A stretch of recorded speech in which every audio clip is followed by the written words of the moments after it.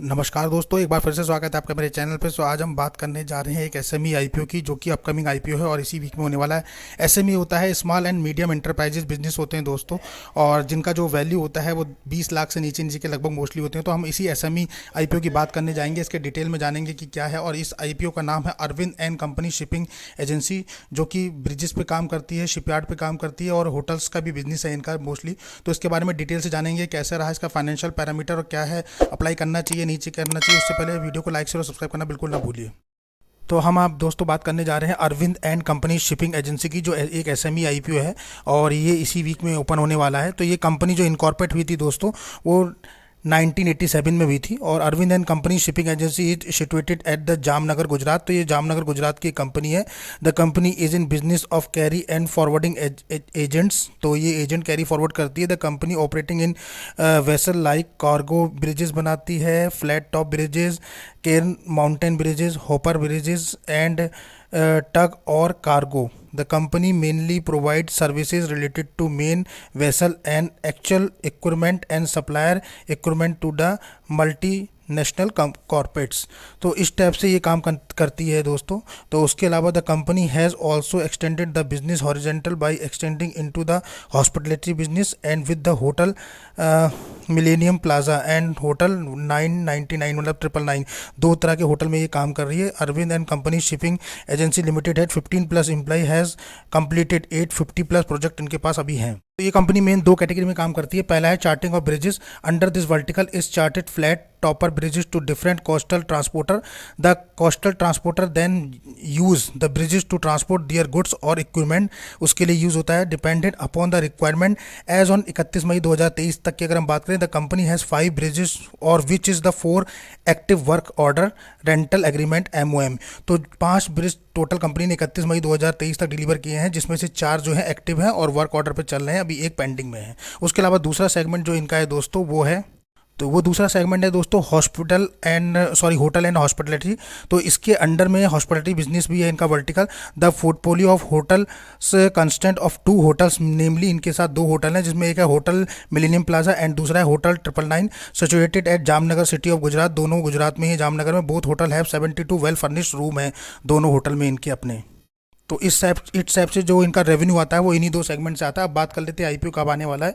तो 12 अक्टूबर 2023 को ये आईपीओ आने वाला है दोस्तों, कल से, और 16 अक्टूबर तक इसका डेट रहेगा। फेस वैल्यू जो रखी गई है 10 रुपये पर शेयर रखी गई है। 45 रुपये का प्राइस बैंड रखा गया है। लॉट साइज 3000 शेयर का है, क्योंकि जो एसएमई आईपीओ में इतना ही लॉट होता है दोस्तों। और टोटल इशू साइज की अगर बात करें तो 14.74 करोड़ का, केवल 14-15 करोड़ के लगभग का है। और अच्छी बात यह कि पूरा का पूरा फ्रेश इशू है, तो 14.74 फ्रेश इशू है। अब इंपॉर्टेंट डेट्स की बात कर लेते हैं। इंपॉर्टेंट डेट्स जो होने जा रही हैं Arvind and company shipping agency में, तो टेंटेटिव डेट्स हैं वो है 12 अक्टूबर को ये दोस्तों ओपन होगा आईपीओ। 12 अक्टूबर को ओपन होकर आईपीओ 16 अक्टूबर को क्लोज हो जाएगा। उसके अलावा अगर इसका बेसिस और अलॉटमेंट की बात करें तो आपको जो अलॉटमेंट अगर मिलता है तो वो 19 अक्टूबर को आपको देखने को मिलेगा। रिफंड इसके जो इनिशिएट होंगे वो 20 अक्टूबर को रिफंड इनिशिएट हो जाएंगे अगर अलॉटमेंट नहीं मिलता है। क्रेडिट जो आपके शेयर होंगे डीमेट में वो 23 तारीख को, मंडे को 23 अक्टूबर को होंगे। और लिस्टिंग जो होगी इसकी वो 25 अक्टूबर को होगी। वो भी एसएमई NSE पे इसकी लिस्टिंग होती है दोस्तों। कट ऑफ टाइम है 5 बजे तक का, 16 अक्टूबर को, यानी 16 अक्टूबर 5 बजे से पहले पहले कर देना है। अभी लॉट साइज़ की अगर बात करें तो लॉट साइज़ में मिनिमम देखने को मिलता है, रिटेल कैटेगरी में मिनिमम 1 होता है और मैक्सिमम 1 ही होगा। 3000 शेयर का लॉट होता है, यानी 1,35,000 रुपये रिटेल कैटेगरी में लगाने होते हैं एक लॉट पे, और एक ही लॉट आप अप्लाई कर सकते हैं। HNI में मिनिमम 2 लॉट कर सकते हैं, 6000 शेयर का 2,70,000। वहीं रिजर्वेशन की बात करें कि रिजर्वेशन कितना पोर्शन रखा गया है, तो रिटेल के लिए जो है 50% का रखा गया है और अदर कैटेगरी जो होती है उनके लिए 50% रखा गया है। तो ये है कंपनी की। अगर होल्डिंग्स की हम बात करें कि कंपनी की होल्डिंग कितनी है प्री इश्यूएंस और प्रे उसके बाद, तो Arvind and company shipping agency की जो होल्डिंग है वो मिस्टर अरविंद कांतालाल शाह के पास है और मिस्टर विनीत अरविंद शाह के पास है। इसमें Mrs Parul Arvind Shah and Mr Chintan Arvind Shah है जो है इसके मेन प्रमोटर हैं, जिनके पास शेयर होल्डिंग जो है इनके पास वो 100% का लगभग है। और आफ्टर दिस आईपीओ इनके पास जो शेयर होल्डिंग रह जाएगी पोस्ट आईपीओ, उसके बाद 73% रह जाएगी। तो लगभग 27% ये डाइल्यूट कर देंगे इस आईपीओ के आने के बाद। तो 27% जो है वो डाइल्यूट हो जाएगी इस आईपीओ के बाद। तो इनके पास जो है बैलेंस बची रह जाएगी। अब बात कर लेते हैं कंपनी के फाइनेंशियल पैरामीटर के ऊपर कि कंपनी को प्रॉफिट लॉस कितना है और क्या फाइनेंशियल पैरामीटर दिखा रहे हैं।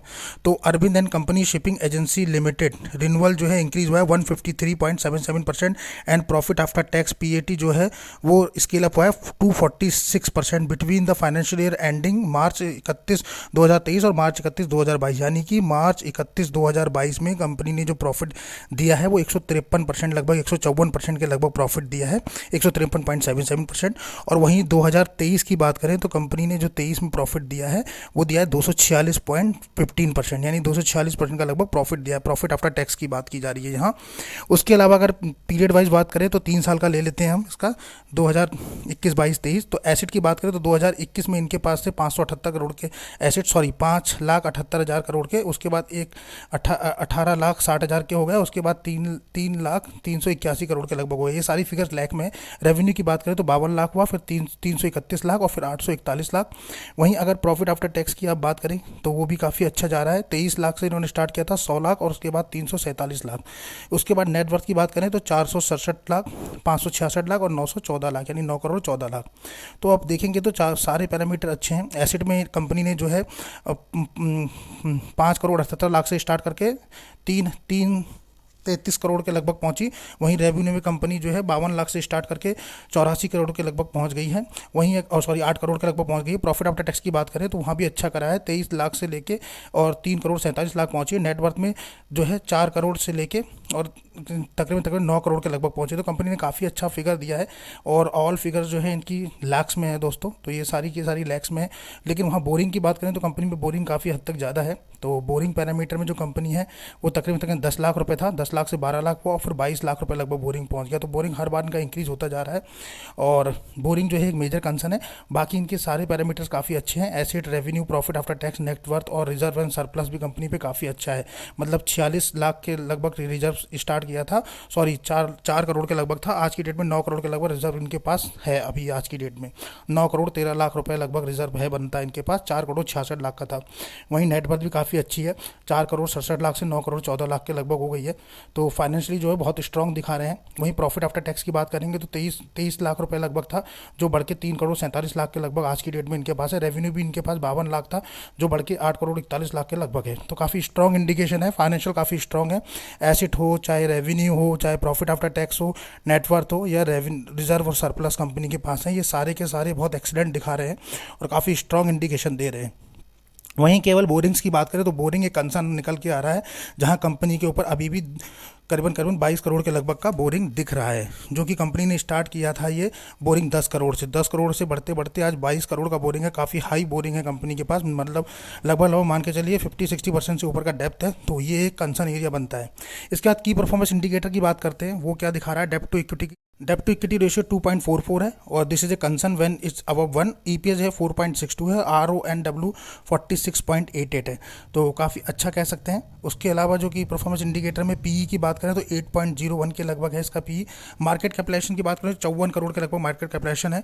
आरओई की बात करें तो 46% का कंपनी दे रही है और आरओसी की बात करें तो 37.44, काफ़ी अच्छा आरओसी और आरओई है कंपनी का। अब बात कर लेते हैं कंपनी की स्ट्रेंथ और वीकनेस की। तो स्ट्रेंथ है हाईली कैपेबल प्रमोटर है इसके and management team with the significant experience के साथ है। एक कंपेटिटिव कॉस्ट स्ट्रक्चर है एंड स्ट्रीमलाइन ऑपरेशन एफिशिएंसी है कंपनी के पास। स्ट्रिक्टली लोकेशन है, facility for the floater closer relationship with the both vendor and customer के साथ काफ़ी अच्छे क्लोजर रिलेशनशिप है इन लोगों के। तो इसलिए ये 3 पैरामीटर काफ़ी स्ट्रेंथ है कंपनी की इस समय। वहीं कंपनी की वीकनेस की बात करें तो the company revenue heavily relies on the active within the geography region of the state of Gujarat. तो केवल एक ही जोग्राफी पे ये है और एक ही रीजन है, गुजरात रीजन में काम कर रही है। ये थोड़ा सा एक नेगेटिव पॉइंट होता है। The company income and profit are pandemically linked into the catering of barges. तो इसका जो मोस्टली है रेवेन्यू वो ब्रिजेस से आता है दोस्तों। और तीसरा है promoter and director of the company are currently facing significant legal distribute.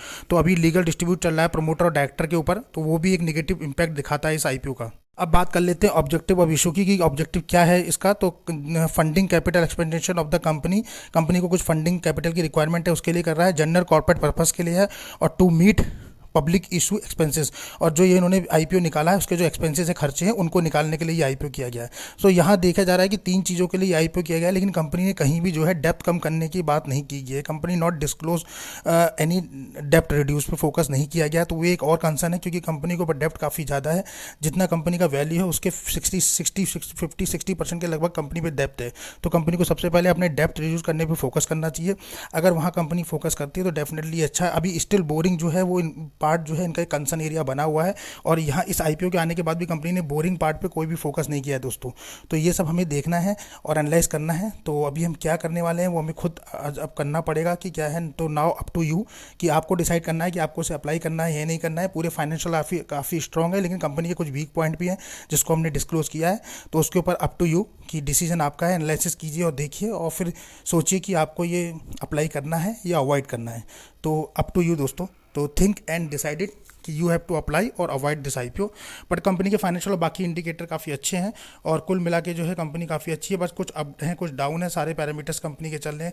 Grey market की प्रीमियम की बात कर लेते हैं। ग्रे मार्केट में क्या डिमांड है? तो ग्रे मार्केट में दोस्तों अब अच्छी खासी डिमांड चल रही है। आज की डेट में अगर देखा जाए तो 45 रुपये प्राइस बैंड रखा गया है, 8 रुपये जीएमपी है, तकरीबन 17 से 18% का प्रॉफिट दिखा रहा है, 17.78 के लगभग।